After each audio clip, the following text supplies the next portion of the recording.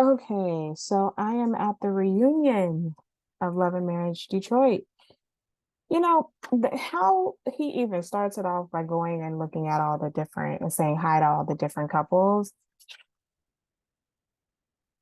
I know that Carlos thinks that he is opening the door and being warm and being complimentary to people, but in fact, he is so misogynistic in the way that he operates. Even how, like, he does a lot of dabbing up with the men after you're complimenting them and kind of being like, I know you like I didn't like that exchange that he had with Anthony about Latoya because it made it feel like, oh, you gonna hit that. And I mean, he didn't say that, but it's the way that he was complimenting her dress and making it seem like that's how that exchange went. I was very uncomfortable with that, and I thought that was so tacky and misplaced, and I did not like it at all. Brandon and Christina, so they start talking. They thought that the TV show was good to reveal their problems. And then Brandon's like, well, I thought it was good to reveal your problems, Christina. And Christina's like, I thought it was good to reveal Brandon's problems. I just think that I'm exhausted with their relationship. I think that they're going to couples counseling. I don't think, I mean, maybe couples counseling is working, but it's it's pretty sad. And then they asked the problem of, he says that he wasn't physically cheating, and he doesn't call what he was doing cheating, but you're telling some other chick that you don't even like your wife. Like, that is so hurtful and so disrespectful that I can't even really put words to how I do feel bad that she's reading some text messages of you saying that you don't even like your wife.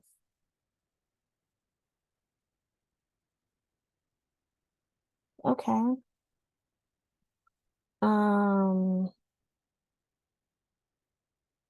he claims he didn't fall in love, but I don't even like his slow response. And so Carlos was trying to say that when you are writing songs for people, you're getting to know them. Everybody's venting, everybody's explaining who they are, and kind of giving him an excuse for why you would think that you would fall in love with your artist.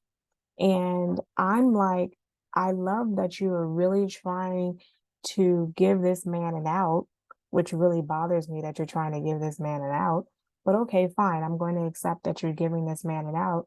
And he's like, no, I'm not going to do that. I'm not doing it. But I mean, the way that he hesitated, I was just like, mm. I mean, what do you get out of telling some other chick that you don't like your wife? I'm just struggling to understand, and what is that chick supposed to take from that? Because then the easy next step to say is, because even look, dudes do this and women do this all the time. When they say, oh, you don't like her, well, then you should do something about it. And if I don't like it. um anyway, we move on. We get to Latoya and Anthony. And Latoya was explaining how she didn't really care about the money in regards to Anthony leaving. She cared more about the fact that what it was doing to her child, because her child did not have her father, or did not have their father in the house, and how that especially was hurting the oldest son. And Anthony explained that at first he was like, he had a problem with how he responded to it. He at first was saying that he was going to leave, he was going to bounce. Okay, I'm going to do you, you do me. And Latoya clearly gave him an ultimatum about, you're not going to be here, then we're going to live separately and we do each other. And then the family kind of came and stepped in and explained like what this is doing, and how this is happening to your kids. And that's when was like, okay, you know what, I don't want to leave this woman. And then it was like Latoya was annoyed about Anthony saying how he really financially contributed to LaToya's business, and LaToya was annoyed and taken aback by that. And so then Carlos specifically asked, like, how much money did you put into this? Anthony put 150,000, LaToya put 50,000. But she was annoyed because she felt like she threw it in his face that, he put some money into this as well. And clearly he put the bulk of the money into this. But they felt that this show helped see each other and revealed how we're treating and communicating with each other, and they're going to therapy, and I think their marriage is stronger. Kobe talks about how she's not a new influencer and that she has more followers than Christina. So therefore she should not be treated as this upcoming person. She's looked upon as this little sis because she's younger in age, but it doesn't mean that she's new to this situation. Brandon is like, look, I'm not an observant person to notice if anybody's copying off of anybody.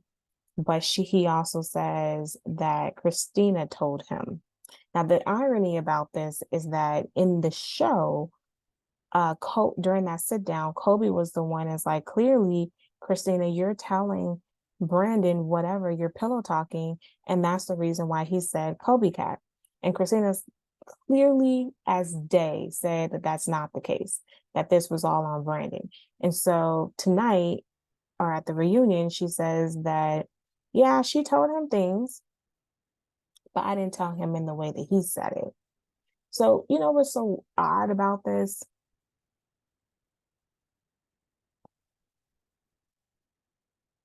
Let me think about this, because there are moments where there are some things that my husband does and went to out and if I have to explain something to somebody outside, then I will be like, look, there are some things that my husband has done that, and he can also say there's some things that my husband has done, and he'll say there's things my wife has done not cool. But, and there's a but there. And what I struggle with when it comes to Brandon and Christina is that neither one of them are willing to stand up for each other. I don't think, no, it's not that I don't think, I know for a fact, I would not get up and be like, well, yeah, he said it. Like, I would be more prone to say, yes, I told him that, and he shouldn't have communicated it that way. I would fall on the sword.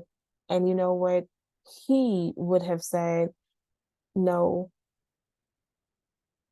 I interpreted what was taking place, what my wife's concerns were, and that is how I felt about what we have been discussing. But instead, both of them are like, Brandon looks around and says, that's what Christina told me. And Christina looks around and is like, that's what Brandon said. That's not how I feel. Like, these two do not stand up for each other in any capacity. And I find that to be so bizarre. I don't know about you, but I find that to be the most bizarre thing I have ever seen in my entire life, because as a spouse, you want to protect each other. I'm hot, y'all. And it really isn't that hot in this house. It's not hot at all in this house. It's just that I'm under the lights and um it's bizarre, y'all. I just think it's so bizarre. And I'm trying to be a little bit open-minded. But I can't be open-minded with this. I think that these people are strange. So with that being said, whatever. Uh, and she said, she told me, she's like, I didn't like the way he handled it. This is very different than what she said during the Kobe and her encounter. And this is why we have this discussion that Kobe and LaToya are saying that Christina likes to play victim. And there was this whole big banter about the whole Kobe cat thing. And Anthony is clearly going to jump in and talk about Toya. See, here's the issue with Anthony. Actually, I don't have a problem with Anthony jumping in.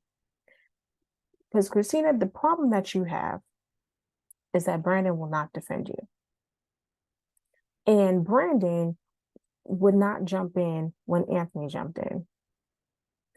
I think the issue is that Anthony does not like when Latoya's character is being tested.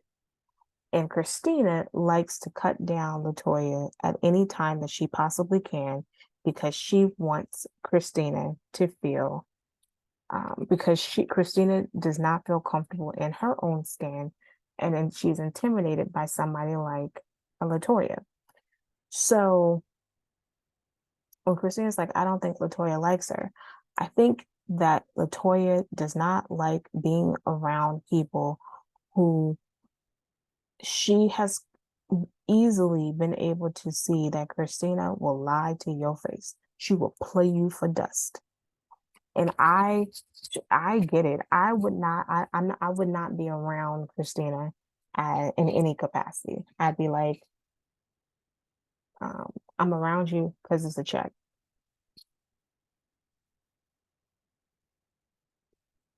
So there's that. So then Brandon starts, and then Latoya calls her like, look, you're manipulative, and plays the victim. And she's like, well, give me examples, please. Latoya proceeds to give an example about how she behaves with her husband. And she's like, it's my husband. I can do whatever I want. She's like, look, I'm trying to give you examples. Granted, I don't know if using the girl's husband is a good way to get around this, but I still think that it is, I don't know. I don't think that using the girl's husband is a good mechanism. Brandon, he's starts choking up because he feels that the friendships are a bit broken, and he goes back and watch the first episode, and to see that the relationships, they're not talking and communicating, he feels really sad about that. I guess. I mean, I don't see how y'all were friends in the first place. With that being said, I bid you adieu. Bye.